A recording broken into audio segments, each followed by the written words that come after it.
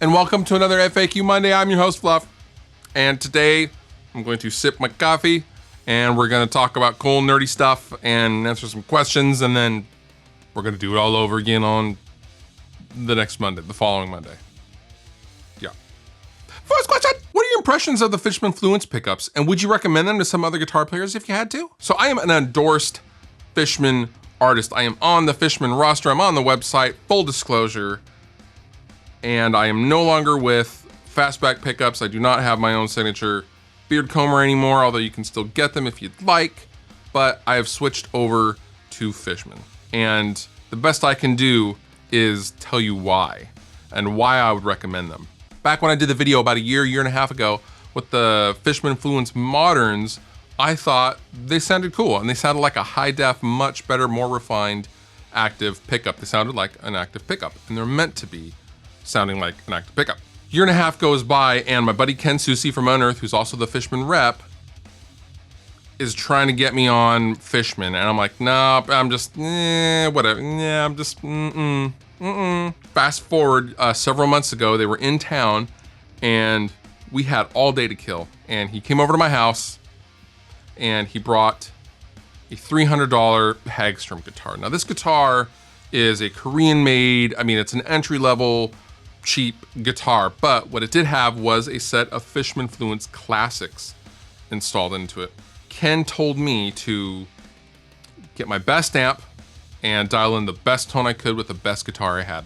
And what I did is I rolled out my mid-90s Mesa Boogie 412 that was owned by Art Alexakis from Everclear, and I got my Rhodes Gemini, and I got my Seafoam Green Balaguer Hyperion, and my RD. Those are the two best sounding guitars I have. And I dialed in a nasty, crazy thick tone, and it was awesome. High gain, lots of definition. And he took that Hagstrom and he plugged it in, and he smoked my guitars like they've never been smoked before. He rolled them up and smoked them with that guitar, and I was mad. I wasn't happy about this at all. I proceeded to try every guitar I had in my house, everything that I own, and it didn't stack up to the Hagstrom. The clarity on high gain arpeggios, the definition of each string, the balance of the frequency range. I then plugged that guitar into my computer and looked at the DIs. They don't look like active DIs, they look like regular passive DIs, but the clarity in the DIs was astounding. And I should also say that over that entire year and a half, my buddy Bo from Salesman had been telling me, dude, you gotta switch to Fishman. It changed my recording life. And I was like, nope, I'm good. And they were right.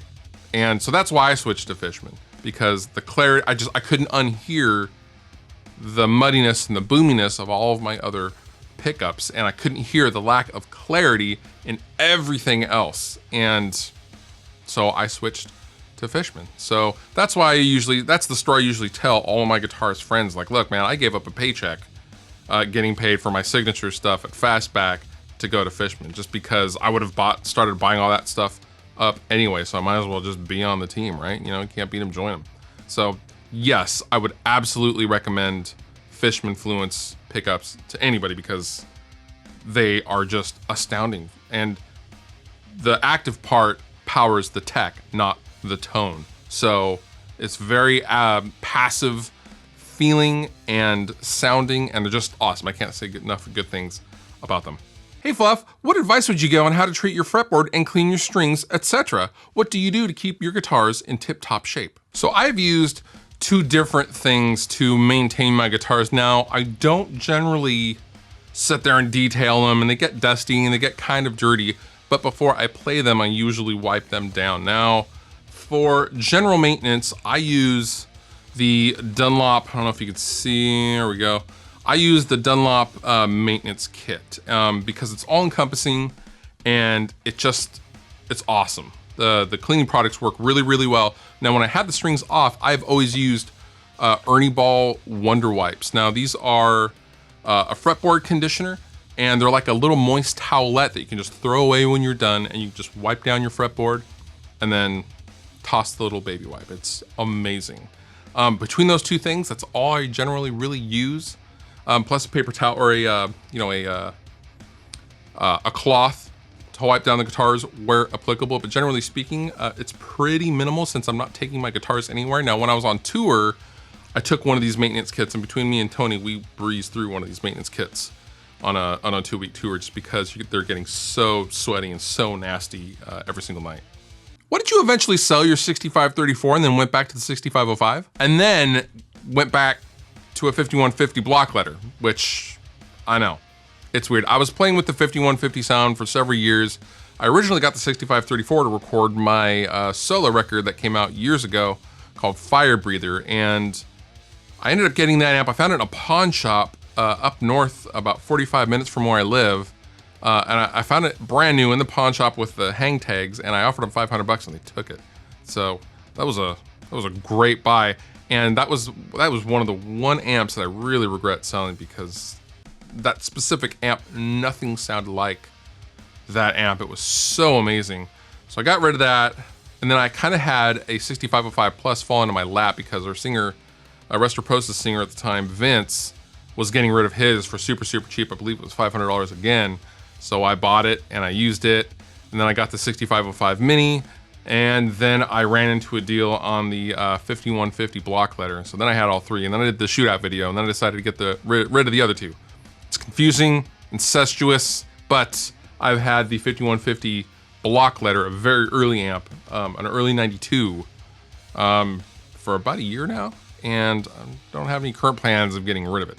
Although I do think about getting a 5152 every once in a while.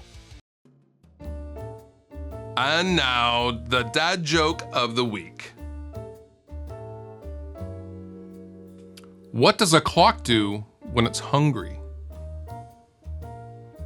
Goes back 4 seconds. Goes back 4 seconds.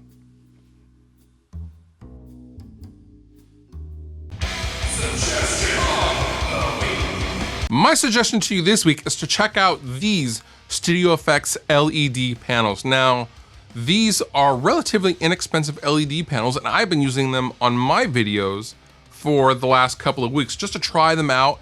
I actually bought the V battery adapter to use with a different kind of battery that are cheaper, way cheaper. And I'm using one right here as the fill light on the left-hand side. And these are about, let's see, how much are these? These are $189, and they're like 10.5-inch square LED panels, and they're awesome. And if you guys, some of you are shooting stuff at your house and are tired of the big box lights and soft boxes, then I would highly recommend using these here and there. I wouldn't recommend them for your main light because I still need a real diffused light coming in on at least one side, but these have been awesome and durable, and yeah, they're, as LED panels go, $189 is really cheap, so I thought I would key you guys in to those. All applicable links down below in the description. You have been wonderful. I have been Fluff. Thank you so much for watching, and I'll see you next time.